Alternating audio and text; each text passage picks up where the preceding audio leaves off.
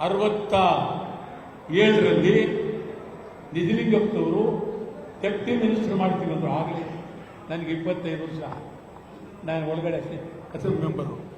ತಮಗೆ ಹೇಳ್ತೀನಿ, ನಾನು ಬಂದ 25ನೇ ವರ್ಷದಲ್ಲಿ ಪಿ ವಿ ಗಿರಿ ರಾಜ್ಯಪಾಲರು, ಕೋಡಿಹಳ್ಳಿ ಪಿ ವಿ ಗಿರಿ ರಾಜ್ಯಪಾಲರು ಜಂಟಿ ಅಧಿವೇಶನ, ನಾನು ಒಳಗಡೆ ನಿಜಲಿಂಗಪ್ಪನವರ ಸರ್ಕಾರವನ್ನ ವಜಾ ಮಾಡಬೇಕು ಅಂತೇಳಿ ಆಗ 25 ವರ್ಷ ನಾನು ಆಗಲೇ ಕೂಗಿದೆ.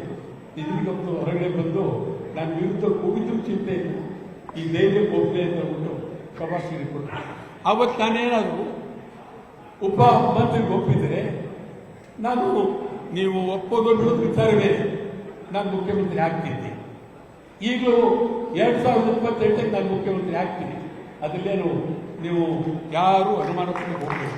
2028ಕ್ಕೆ ನಾನೇ ಮುಖ್ಯಮಂತ್ರಿ, ಗೋವಿಂದು ಮಂತ್ರಿ, ಶಿವರಾಮೇಗೌಡರು ಮಂತ್ರಿ, ಆ ಕಡೆ ಕುಮಾರ್ ಮಂತ್ರಿ, KR ನಮ್ಮ ಪ್ರವೀಣ್ ಕುಮಾರ್ ಶೆಟ್ಟಿ ಮಂತ್ರಿ, ಮತ್ತು ಮಂಜುರಾಜ್. ಏನ್ ನಗ್ತೀರ ನೀವು? ನಾನೇನು ಆಶ್ರಯ ಕೇಳ್ತಾ ಇದ್ದೀನ? ನಾನು ಯಾರೋ ತಿಳ್ಕೊಂಡಿದ್ದೀನಿ, ನೀವು ಕಡ್ಲೆಕಾಯ್ತನ್ನು ತಿಳ್ಕೊಂಡಿದ್ದೀರ? ರೈತ ಸಂಘದ ಪರವಾಗಿ ಅವ್ರು ಒಪ್ಪೋದಾದ್ರೆ ಮಾತುಕತೆ ಆಡಿ ಅವ್ರಿಗೆ ತಗೊಳ್ತೀವಿ, ಇಲ್ಲಿ ನಾವು ಹೊರಗೆ ಇರ್ತೀವಿ ಅಂತ ಅವ್ರು ಒಪ್ಪಿಸ್ತೀವಿ ಅವರು. ಆದ್ರಿಂದ ನಾವು ಆವತ್ತೇ ಕನ್ನಡ ಯುಗ, ಈ ನಾಡಿನಲ್ಲಿ ಕನ್ನಡ ಯುಗ ಇದೆ. ಇದಕ್ಕಾಗಿ ನಾವೀಗಾಗಲೇ ನಾನು ಹಿರಿಯ ವಕೀಲರು, ಈ ರಾಜ್ಯದ ಅದ್ಭುತವಾದ ವಕೀಲರು ಪ್ರಮೀಳಾ ನೇಸರ್ಗಿಯವರನ್ನ ಭೇಟಿ ಮಾಡಿ ಸಂವಿಧಾನಬದ್ಧವಾಗಿ ಮುಂದೆ ಏನೇನು ಮಾಡಬೇಕು ಅಂತೇಳಿ ತೀರ್ಮಾನ, ಚರ್ಚೆ ಪ್ರಮೀಳಾ ನೇಸರ್ಗಿ ಹತ್ರ ಮಾಡಿದ್ದೀವಿ. ಇರಿಸ್ಕೊಡ ನೇಸರ್ಗಿ ತಗೊಳ್ತೀವಿ, ಎದುರುಬೇಡ, ಇನ್ನೂ ತಗೊಳ್ತೀನಿ ಬಂತ ಯಾಕಂದ್ರೆ ಬಿಟ್ಟು ಆಯ್ತಾ.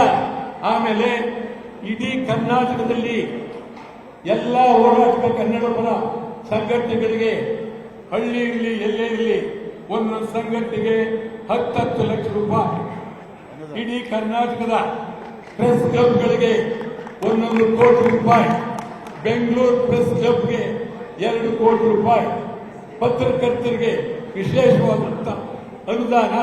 ಅದೇ ಈ ನಗ್ತಿರ ನೀವು, ಖಂಡಿತ ಆಗ್ತೀನಿ ನೋಡಿ. ಹೌದೌದು, ನಾವು ಇಲ್ಲಿ ದಯಮಾಡಿ, ನಾನು ಮುಖ್ಯಮಂತ್ರಿ ಆದರೆ ನೀರು ಬಿಡಲ್ಲ, ನಾನು ಮುಖ್ಯಮಂತ್ರಿ ಆದರೆ ನೀರು ಬಿಡಲ್ಲ, ನಾನು ಮುಖ್ಯಮಂತ್ರಿ ಆದರೆ ನೀರು ಬಿಡಲ್ಲ ನೋಡಿ. ಇದಾರು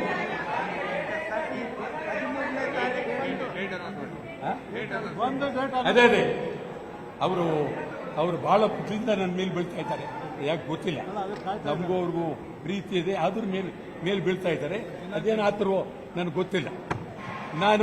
ನಾನೇನು ಪಾಪ ನಾನು ಎಷ್ಟು ನೋವಾಗುತ್ತೆ, ಗೊತ್ತಾಯ್ತಾ?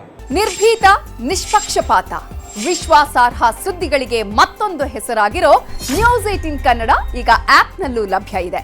ದಯವಿಟ್ಟು ಇಲ್ಲಿರೋ QR ಕೋಡ್ ಅನ್ನ ಸ್ಕ್ಯಾನ್ ಮಾಡಿಕೊಂಡು ಆಪ್ ಡೌನ್ಲೋಡ್ ಮಾಡೋದಕ್ಕೆ ಮರಿಬೇಡಿ.